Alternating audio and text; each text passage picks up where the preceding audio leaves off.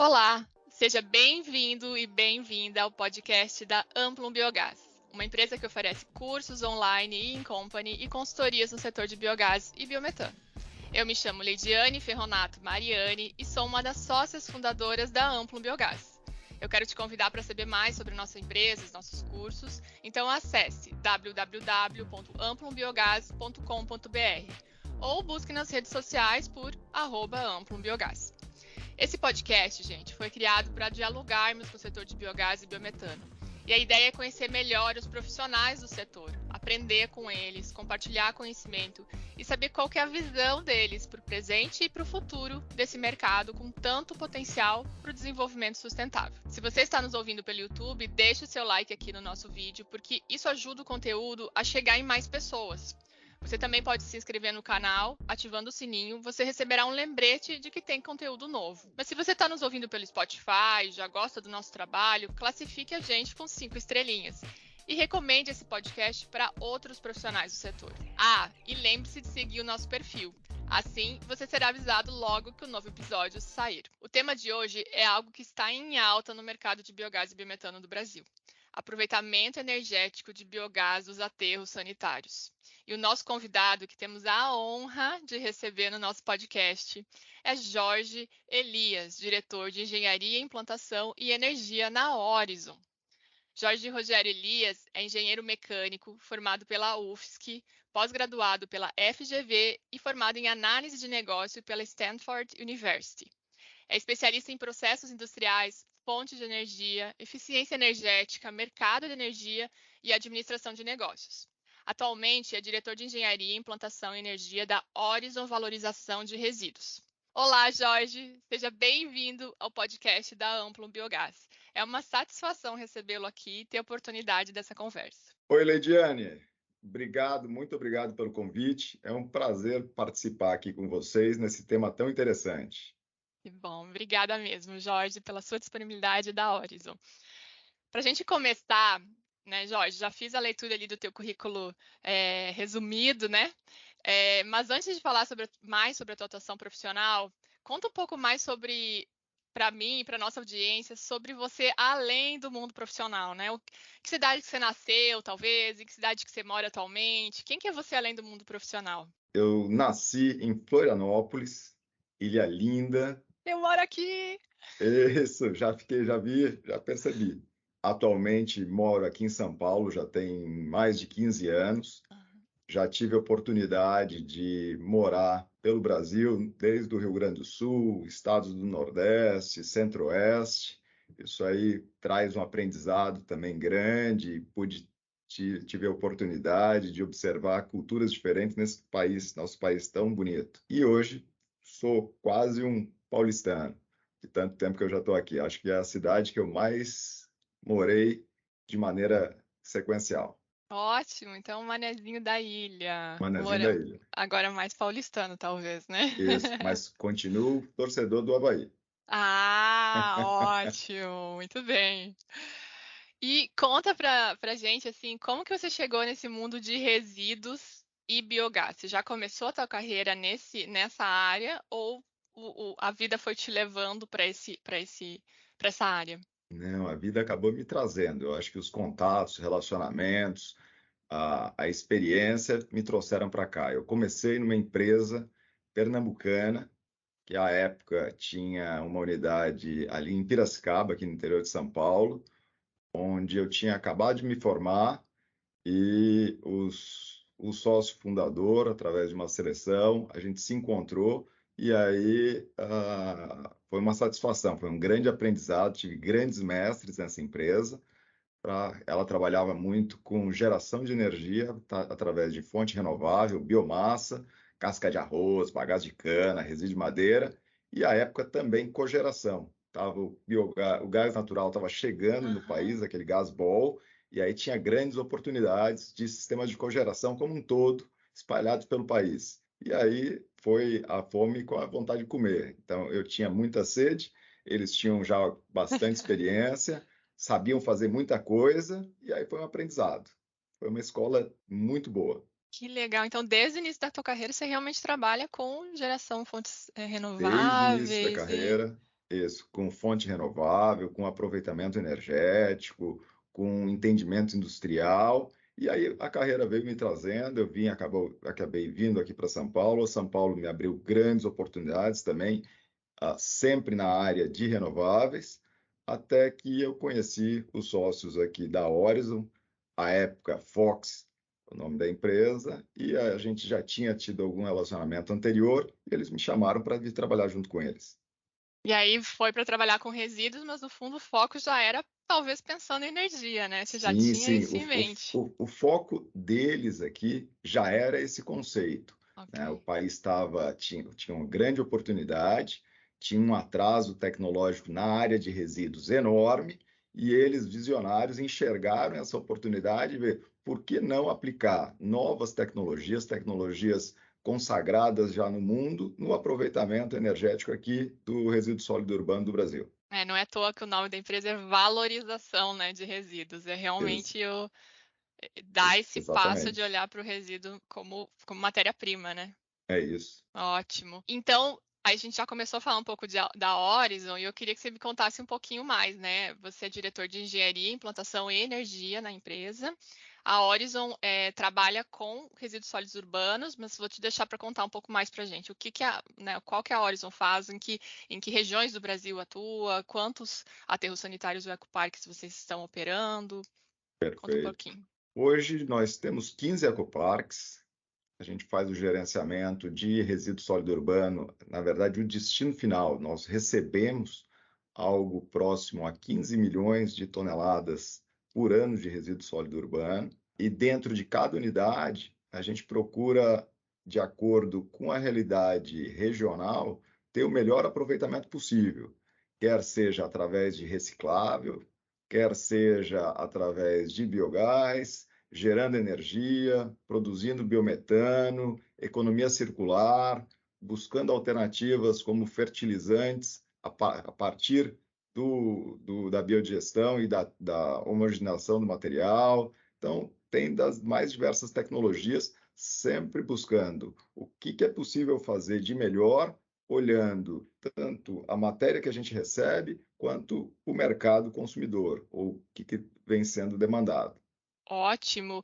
E só para a gente dar uma noção para o ouvinte, você falou em 10 milhões de toneladas de resíduo por ano. Isso é muita coisa, né, Jorge? Só para É, quem não tem muita noção de grandeza, tem como você fazer alguma comparação ou dar alguma ideia para a tem sim. gente? O Brasil gera em torno de 70 milhões de toneladas ano de resíduo sólido urbano. Desses, mais ou menos 60% são destinados em aterros sanitários, destinos adequados, que são perto de 50 milhões de toneladas ano. Então, e 20% desse material vem para os ecoparques, que nós fazemos o gerenciamento. Então, estamos falando aí de perto de 20% do resíduo sólido urbano brasileiro, né? Consequentemente, 20% da população Aham. que manda Atendida o por resíduo sólido aterro. para esse tipo de destino. Gente, esses ouvintes não estão vendo, mas eu tô queixo caído aqui, tá? Então, nossa, vocês têm uma fatia importante do mercado, né?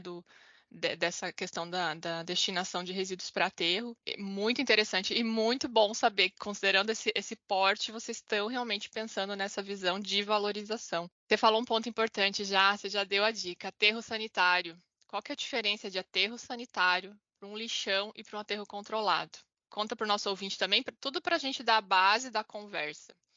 Perfeito. Sem entrar muito em tecnicismo e Ótimo. detalhe, mas o aterro sanitário é aquela barreira final de proteção ao meio ambiente, onde todas as boas práticas de engenharia, de cuidado e preservação são tomadas, com impermeabilização para evitar que qualquer tipo de material chegue ou contamine o solo ou a água, todo o sistema de captação para redução de emissão, transformando o metano, que poderia ser nocivo para a atmosfera, em CO2, fazendo um bom gerenciamento, evitando odores, evitando os mais diversos tipos de agressão que poderiam acontecer para a natureza.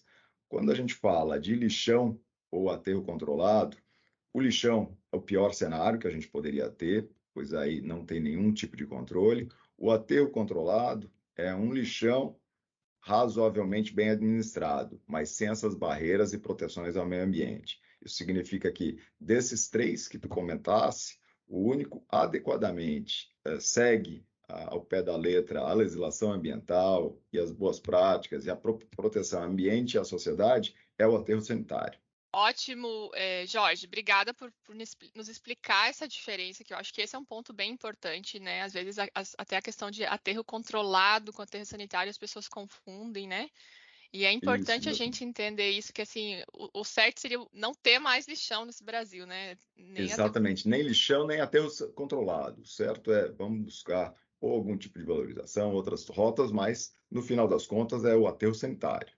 Ok, ótimo. Que aí sim realmente não vai gerar poluição nos recursos hídricos, no solo, e vai captar todas as emissões atmosféricas que forem Nocivas, geradas, é isso mesmo. nocivas, exatamente, para a gente queimar, ou melhor, aproveitar energeticamente, né? É Por isso, favor. por Porque favor, é isso só mesmo. queimar biogás de aterro dá um dó danado, né? E aí, assim, então, como que a gente transforma resíduo em energia em um aterro sanitário? Quais que são os caminhos que a Horizon vem trilhando para isso, assim? Vem um pouco ao encontro de conceito de ecopark também, que eu vejo, acompanho que vocês estão falando bastante gente vem falando desse termo de ecopark. Mas nos conta um pouco como que está sendo essa transformação de resíduos em energia na Horizon. Perfeito. Dentro da Horizon, a gente tem algumas rotas tecnológicas, né? Então, tem uma primeira que é uma oxidação direta, com recuperação térmica. Então, tu transforma direto o resíduo sólido bruto, depois dele passar pelas cooperativas, pelo processo de triagem, e transformando diretamente em energia elétrica. Essa é uma rota um pouco menos aproveitada aqui no Brasil, bastante difundida na Europa, serve como uma boa referência, mas ela tem um custo bastante elevado. O que a gente acredita que mais será difundido aqui no Brasil, e é o que a gente vem apostando mais firmemente, é no aproveitamento energético, quer por energia elétrica, quer por produção de biometano, do biogás que é gerado. Então, depois do material ser colocado no destino final, dentro do maciço do ecoparque, ele entra em biodigestão anaeróbica, que ele gera um biogás, que ele é rico em metano e CO2, e depois a gente transforma ele ou em energia elétrica nos multigeradores ou turbinas a gás, ou em biometano, fazendo um processo de pré-tratamento e purificação, basicamente retirando o CO2 e deixando o biogás praticamente igual ao gás natural, só que de origem renovável e não de origem fóssil. Ótimo. E como que vocês na Horizon tem vários aterros de vocês que vocês já estão fazendo esse aproveitamento? Sim, a gente tem hoje, são 5 ativos, onde nós temos o aproveitamento do biogás como geração de energia elétrica, Uhum. e em um deles, adicionalmente à geração de energia elétrica, a gente já faz também a produção de biometano. Ótimo. Nossa, e o plano é expandir para. O plano é a expansão, é a gente buscar, em alguns deles, a gente vai fazer uma substituição tecnológica, deixando de produzir energia elétrica e passando a produzir biometano, e em outros deles, a gente, conforme for viabilizando, não só pela escala, pela tecnologia, mas pelo desenvolvimento do mercado, fazendo a produção de biometano, nunca esquecendo o potencial do biogás, que em algumas regiões ainda se faz interessante pela geração de energia elétrica, e mais para frente tem outras tecnologias já desenvolvidas ou em desenvolvimento para buscar outros tipos de aproveitamento. Vem a pergunta que eu ia te fazer agora, assim, qual que é a lógica, se você puder contar para a gente um pouquinho mais, para escolher essa rota? Porque em algumas regiões talvez seja melhor energia elétrica, a gente também, né, existe potencial de aproveitamento térmico, mas pelo que eu venho acompanhando, aterro sanitário sempre fica entre elétrica e biometano, né? É, Isto. qual que tem alguma lógica, assim, tem algum ponto que para os nossos ouvintes entenderem? Tem. É muito pela infraestrutura do local, então depende muito se tu está Hum. mais na região costeira, se tu está mais para o interior, se tu tem uma rede de distribuição de gás natural que tu possa fazer a injeção, se tu vai fazer a distribuição via caminhão, quer via GNC, quer em GNL, quer dizer, o comprimido ou o liquefeito. Quando tu não tens o potencial de consumo, quer para substituição do gás natural fóssil ou do diesel, aí tu tens a rota tecnológica da geração de energia elétrica, que hoje no nosso país é uma infraestrutura muito maior e muitas vezes é a maneira de se escoar. Então, hoje, basicamente, é uma questão de mercado, demanda, porque o potencial e a tecnologia, ela é bastante robusta e segura para poder fazer esse tipo de aproveitamento em qualquer lugar do país. Nossa, perfeito, explicação super clara, Jorge. E tem um ponto também que, nos estudos que a gente trabalhou, na Vanice e eu trabalhamos no Instituto 17, no Programa de Energia para o Brasil, quando a gente fazia avaliação de ciclo de vida ambiental, a gente via os parâmetros de captação, né, de eficiência de captação de biogás de aterros e outros parâmetros relacionados a aterros. E aí, numa conversa com vocês colocaram, alguns meses atrás, vocês nos colocaram que a eficiência dos aterros, né, vocês buscavam uma eficiência que era bem maior do que os 50% que normalmente se alcança, ou enfim, que a literatura indica, né, Isso. de captação de aterro sanitário. Então, como que vocês vêm trabalhando para aumentar essa eficiência de captação? Considerando que são vários poços, né? Então, assim, para um aterro, para você captar biogás de aterro, tem toda uma lógica, né? Os poços se até se puder contar um pouquinho para a gente isso, como que fica dentro do aterro para captar esse gás e como que vocês vêm trabalhando para aumentar essa eficiência de produção, consequentemente, mais biogás, mais receitas, mais créditos de carbono. Perfeito. Bom, quando o aterro nasce, ele já nasce com esse tipo de projeto. É um projeto bonito, tem que ser muito bem pensado, ele leva em conta a topografia da região, para que a gente possa ter o melhor aproveitamento possível do potencial, assim como também ter o adequado destinação do chorume. Então, os poços que eles possibilitam a nossa captura do biogás, eles simultaneamente também são usados para drenagem do chorume para poder levar para as bacias e fazer os tratamentos. Então, a gente procura condensar essa situação dentro de uma realidade de acordo com o projeto de avanço do aterro, com a topografia, com a tecnologia disponível e de maneira que a gente tenha uma eficiência do esgotamento do chorume, assim como uma eficiência da captura do metano, que no final das contas o metano vai ser a nossa matéria-prima, quer para gerar energia, quer para produzir biometano. Então a gente procura nos aprimorar ao máximo para buscar esse tipo de eficiência. Como a gente faz? Tanto com modelos matemáticos, para poder fazer as orientações com base, olha, o que isso aqui pode ser feito, quando com experiências de campo e treinamento de equipe. Então, o treinamento da equipe para poder fazer o cuidado que ela tem que ter e a relação entre avanço de aterro e pontos de captura, porque onde o aterro está avançando, tu tem que fazer a desconexão daqueles poços, para não, porque é onde, vamos chamar assim, o maciço ele está aberto.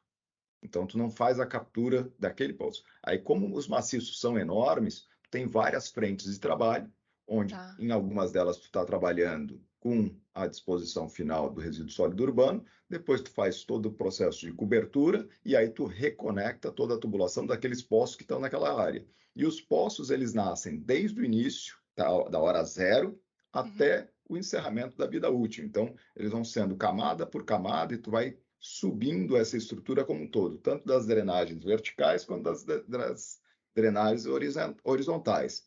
E num cuidado bastante grande para poder ter a melhor captura possível dentro da realidade do que a gente tem de tecnologia para poder fazer o Uhum. monitoramento desse metano. Nossa, então é uma questão de engenharia na implementação, mas também você falou um ponto de treinamento de equipe é operação também. É a Como... operação, é dia a dia. Então, tanto tecnologia quanto dia a dia, treinamento das pessoas é um dos pontos-chave do sucesso da eficiência na captura.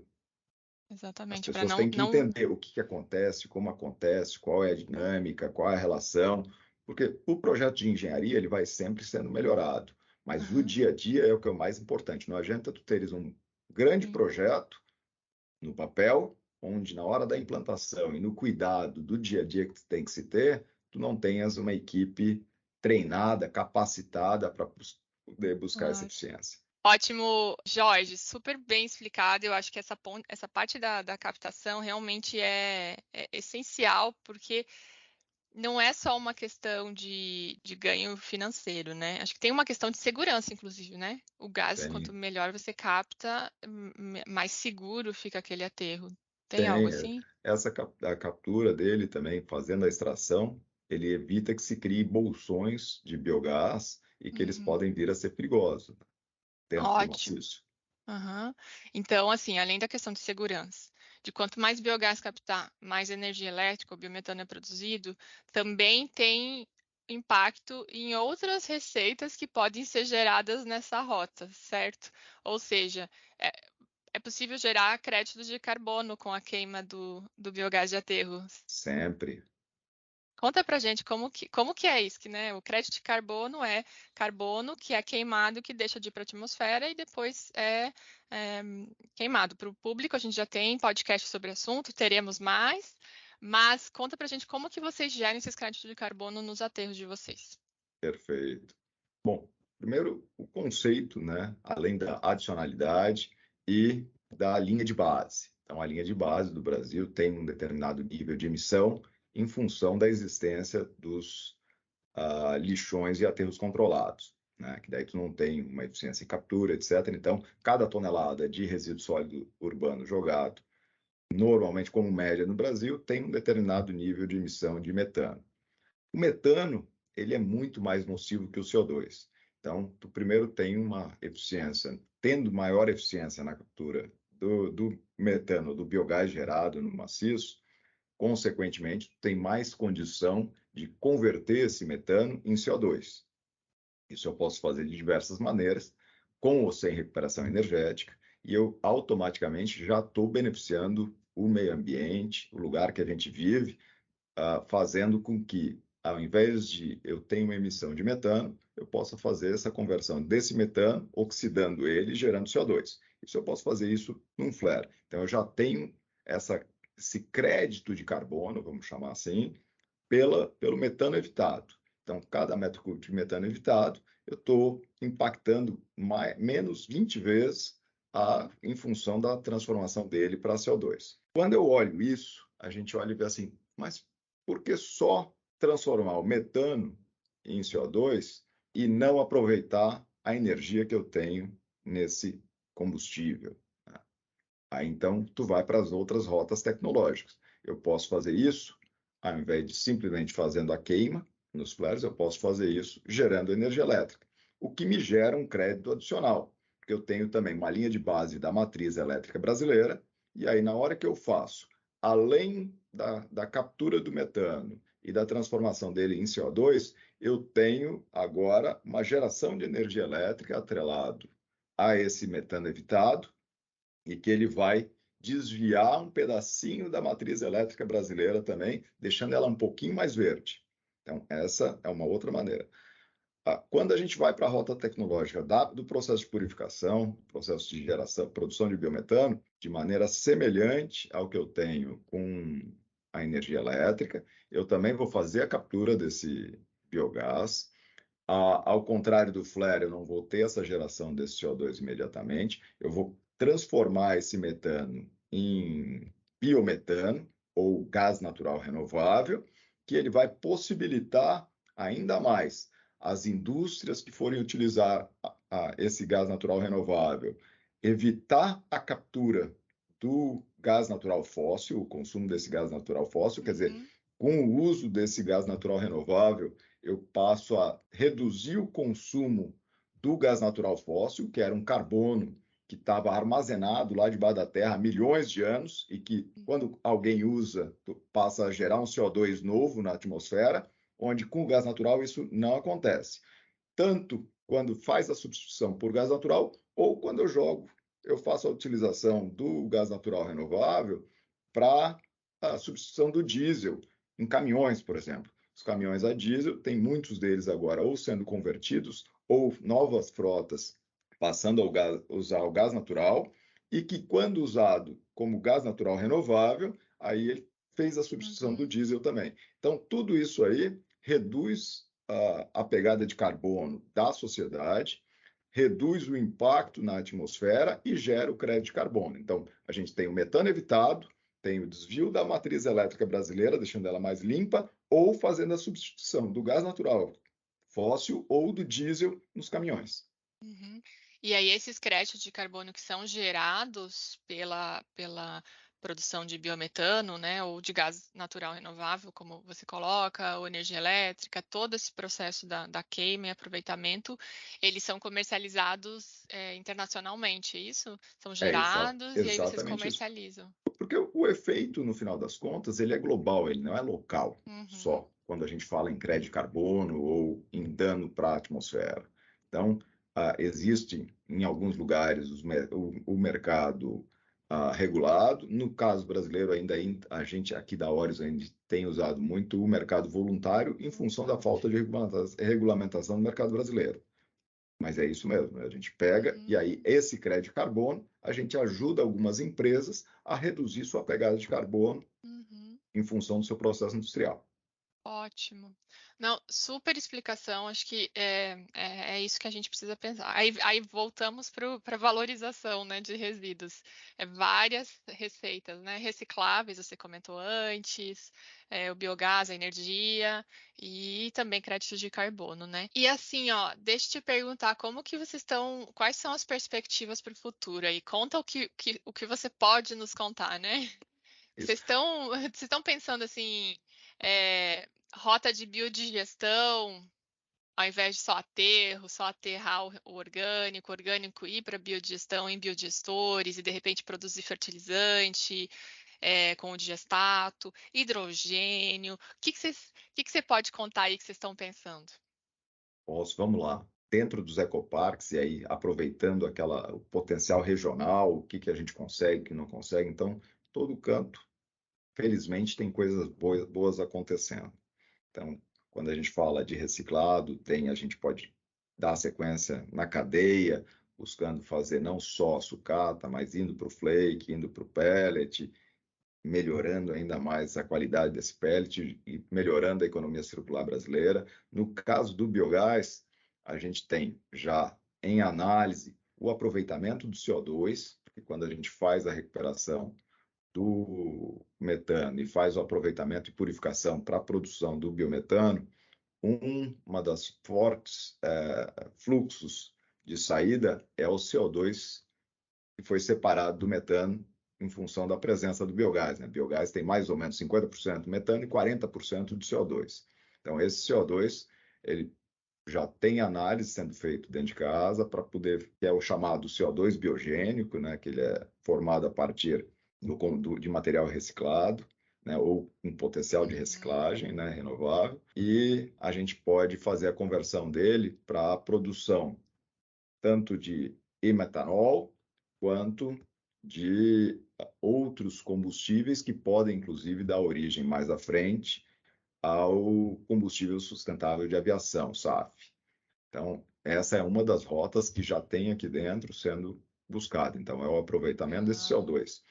Mais para frente, hoje a gente não dá tanto destaque ainda, a gente pode fazer a produção do hidrogênio verde ou outros combustíveis mais sofisticados que o futuro que vai nos dizer. Que o potencial do aproveitamento do biogás e a maneira como ele é formado, e aí por diversos processos industriais, pode introduzir novas rotas tecnológicas, dando origem para os mais diversos tipos de combustível, né? Nossa, ótimo.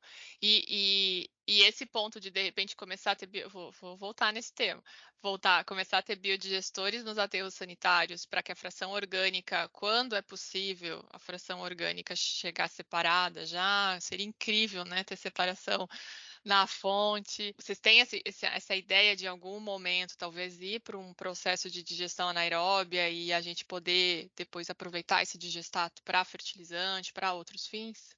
Sim, conforme a própria sociedade brasileira for avançando e que tenha ou uma separação maior ou uma separação menor da fração orgânica, Aham. a gente já fez algumas análises dentro de alguns dos ecoparques para fazer a biodigestão dedicada. Hoje ela já acontece de forma natural, dentro da proteção Ok. adequada nos Aham. ecoparques, nos maciços. No momento, a gente vê que a rota tecnológica ela está madura, mas ela ainda custa muito para poder ser implementada.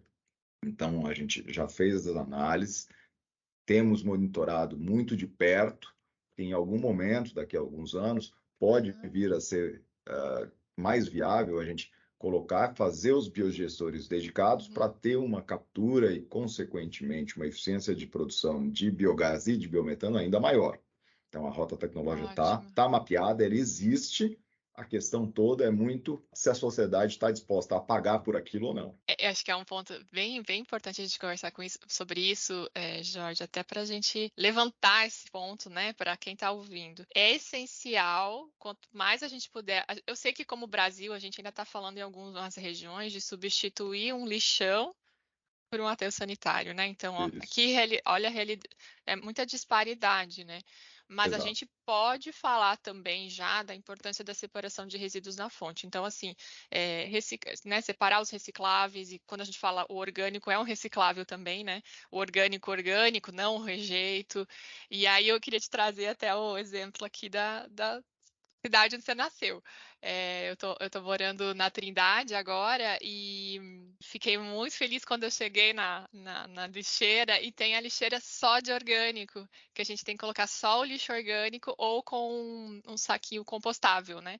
Perfeito. Atualmente vai para compostagem, mas aí tem três. Estava conversando com o colega Aleixo aqui também, que é um profissional do setor que mora em Florianópolis. São acho que 2 ou 3 bairros aqui de Florianópolis que a prefeitura vem fazendo esse teste, né, esse piloto de ter as lixeiras nos condomínios para orgânico, assim.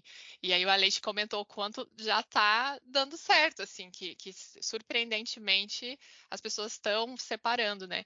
Mas eu acho que esse é um ponto importante, né? O quanto quem gerencia o resíduo, ou quem recebe, né, e faz a Isso. destinação do resíduo, depende de uma outra parte. Quando a gente fala em RSU, a gente depende de uma outra parte que é a coleta, certo?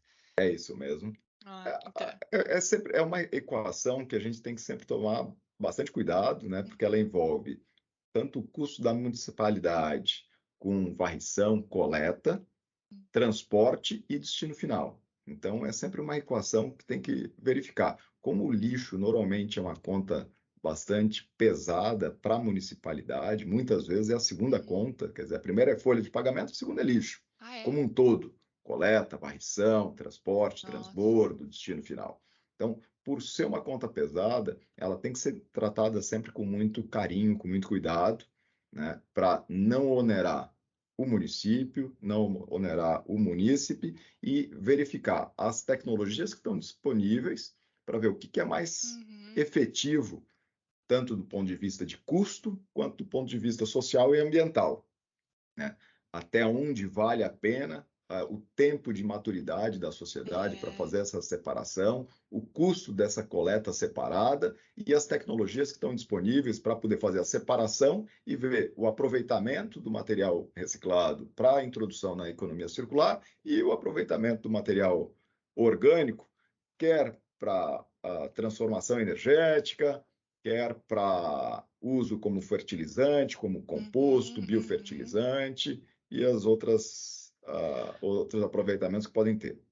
Não é uma conta tão fácil de fazer, porque acho que esse ponto que você falou da municipalidade é essencial, né? A gente entender que quando a gente está falando de biogás e biometano de resíduo sólido urbano, não é assim, não é um ente privado que produz aquele resíduo e aí tem a definição de como de separar e uma indústria, uma produção de animais, e aí o dono daquela produção é dono do resíduo, já toma a decisão, faz o tratamento, faz o que quer fazer com o biogás. Quando a gente está falando de RCU, a gente está falando de um resíduo que é de toda a população e que o município tem essa prerrogativa de fazer a gestão e tomar a decisão e tem que fazer com um custo que não pese, né, para a população. Então, é muito complexo, É, ouvintes. A questão de RCU é bem exato. complexa, né, Jorge? O equilíbrio econômico, social e ambiental é É, sempre muito delicado, e aí tem que ver exatamente para onde ele É. tem que entender. A gente tem que ter a proteção ambiental, proteger a sociedade como um todo e Aham. tem que caber no bolso É, de tem todo que caber no mundo. bolso. E aí um ponto que eu deixo, né, não nem, assim, é um ponto que a gente precisa às vezes tomar um pouquinho de cuidado quando eu vejo alguns profissionais assim: "Ah, mas na Europa". É diferente a realidade, né, Jorge? Assim, a gente não pode também, né, tem que entender a realidade do país onde a gente vive, da região onde a gente está trabalhando, para entender se às vezes não é uma questão tecnológica. Tecnologia tem, né? É uma questão É de isso mesmo. custo. Então, eu acho De custo importante. de espaço, né, de preocupação, de cultura, é muita coisa que envolve esse tipo de definição. E aí eu queria, você falou uma palavra que eu queria te perguntar, social. Eu venho acompanhando também, a Horizon tem uma pegada de trabalhar a questão social também nos aterros que atua, nas regiões, assim. Sim, Você quer comentar sim. algo sobre isso? Que é para a gente na Ampla é bem importante esse tema. É, e se você quiser comentar algo sobre como vocês vêm trabalhando isso, considerando o resíduo, biogás e como entra a questão social. A questão social, ela faz parte do coração da empresa, né? Então, a gente sempre tem que estar preocupado com os profissionais, com o que tem, com como é que circunda toda a empresa, porque no final das contas, a gente depende das pessoas, a gente está aqui para, lógico, ter a sua devida valorização, mas ao mesmo tempo poder progredir como sociedade. Então, essa preocupação de poder gerar empregos de qualidade, ter saúde para todos os colaboradores, verificar como é que está a população no entorno, ver as necessidades da população, educação, isso vem sendo feito. A empresa tem um cuidado muito especial, inclusive na aplicação das tecnologias, porque a tecnologia ela é muito fria, né? O que a gente tenta é ser um pouco mais humano na aplicação dessa tecnologia, ao invés de pegar e simplesmente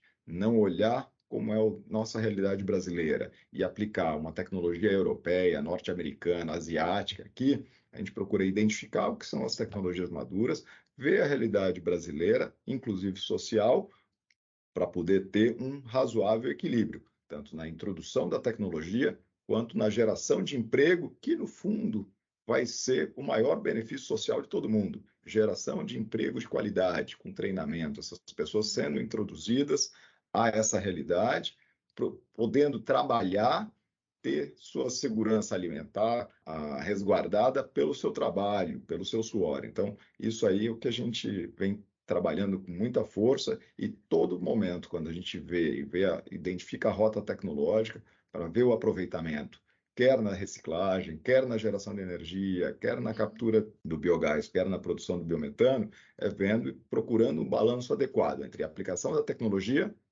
manutenção do emprego e da empregabilidade das pessoas. Ótimo. É bem importante a gente nunca esquecer, né, que quando eu costumo dizer que assim, biogás não é apenas uma fonte de energia que vai gerar receitas, e agora a gente vem falando muito do carbono, né? Não dá para a gente ficar no túnel do carbono. Não sei se você já viu essa imagem, Jorge, que é assim, várias coisas para a gente ver no sentido de impacto ambiental, social, água. E aí a gente só fica olhando para o carbono porque é o que está se falando no momento, né? A gente precisa ampliar, né? E ver essas questões sociais e todas Perfeito. mais. Eu não vi ainda Vou te enviar. essa figura, deve ser bem interessante, mas tu falando, é bem isso mesmo. Não adianta tu pegar e ficar olhando só numa direção. Tu tem que ter uma direção um pouco mais aberta para poder enxergar o todo. Vou te enviar e a gente vai colocar também como recomendação para os alunos. Vou te enviar e a gente vai colocar como recomendação para os ouvintes verem também essa imagem que é bem interessante. E, Jorge, e me fala um pouco, você já falou bastante de treinamento, né? O que, nesse contexto que a gente conversou até agora, qual que é a importância de ter profissionais capacitados em vários níveis e áreas de trabalho para trabalhar com biogás? Qual que seria esse perfil de profissional que a gente precisa para avançar no setor de biogás e biometano de resíduos sólidos urbanos? Perfeito. Leidiane, isso é uma preocupação enorme. Só quem já trabalhou com um profissional mal formado sabe o que é. Então, lógico, tu precisa das pessoas, as pessoas engajadas, as pessoas preocupadas, que têm interesse de fazer, de crescer profissionalmente, de serem treinadas, mas sem as pessoas, sem os profissionais, a gente não consegue fazer nada. Então, as pessoas, o treinamento, a preocupação com essas pessoas faz parte da alma da empresa. Bons profissionais, bem treinados e motivados, fazem toda a diferença aqui dentro. Então, essa é uma preocupação sempre grande. Não existe um perfil ideal de profissional, cada Tá. tipo de atividade tem a sua peculiaridade. Uhum. O que a gente faz é identificar as pessoas que realmente têm aquela vontade, têm uma condição de poderem ser treinadas, ser engajadas e aqui dentro poder crescer junto com a empresa. Então, o profissional tendo esse interesse e ele estando adequado dentro das responsabilidades, do nível de Uhum. escolaridade, a gente tem condição de investir nesse profissional para que ele fique aqui por muito tempo e cresça junto conosco. Vocês têm uma lógica de que é muito mais atitude, né? E Sim, aí, internamente, vocês vão desenvolvendo mais ainda esse profissional para crescer, exatamente. A né? atitude faz muita diferença. Ótimo, isso é importante entender, porque às vezes a gente, né, não basta ter uma boa formação, ou, né, você tem que trazer valor além do Exato, ou ter conhecimento, estudado né? na instituição A, B ou C. É, Muito mais importante que isso é a atitude do profissional. exatamente. Relacionamentos, atitude, postura. Ótimo, Jorge.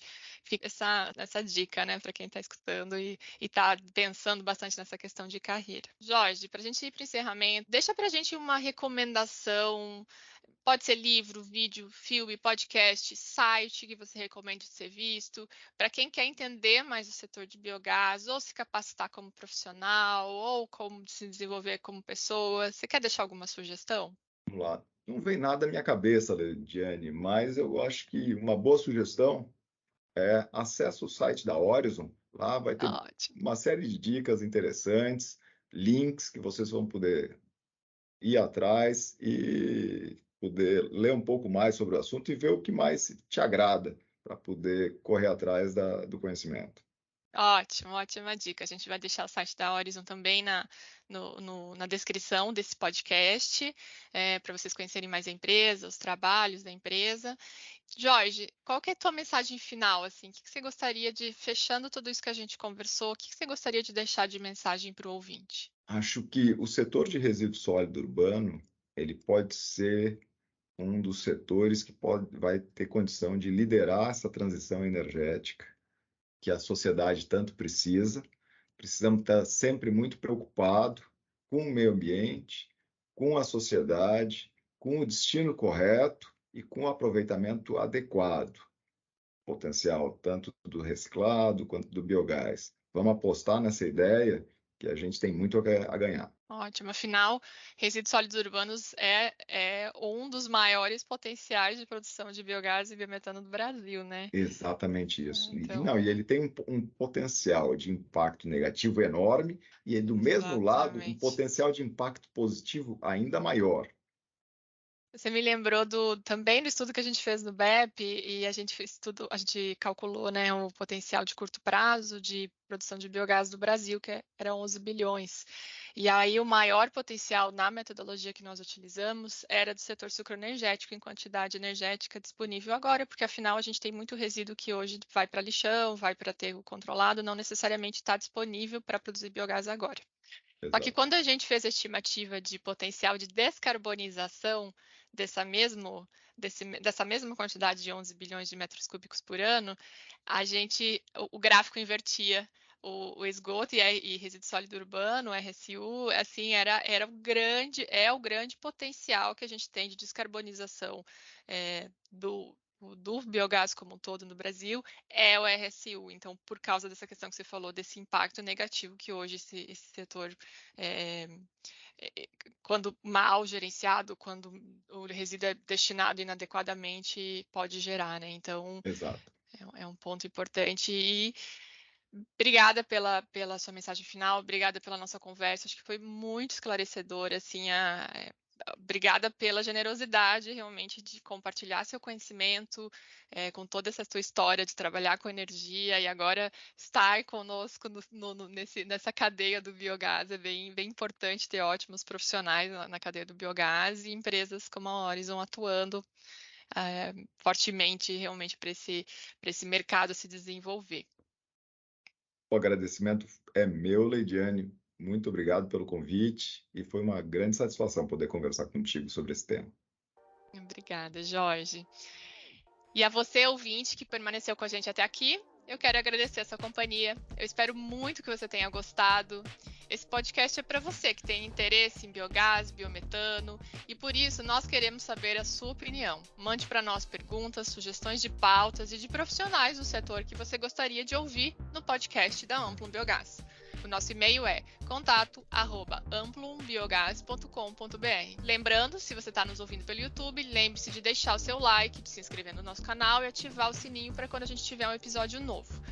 E se você está nos ouvindo pelo Spotify, lembre-se de seguir o nosso perfil e recomendar para uma pessoa que você acredite que irá gostar. Nós ficamos por aqui com esse episódio do podcast da Amplum Biogás, que tratamos de aproveitamento energético de biogás de aterros sanitários. Um abraço meu e de toda a equipe Amplum Biogás. Esse podcast foi produzido pela Amplum Biogás, roteiro de Leidiane Mariani e Renata Tomasi, edição de Renata Tomasi e Laís Moutinho e revisão de Vanice Nakano.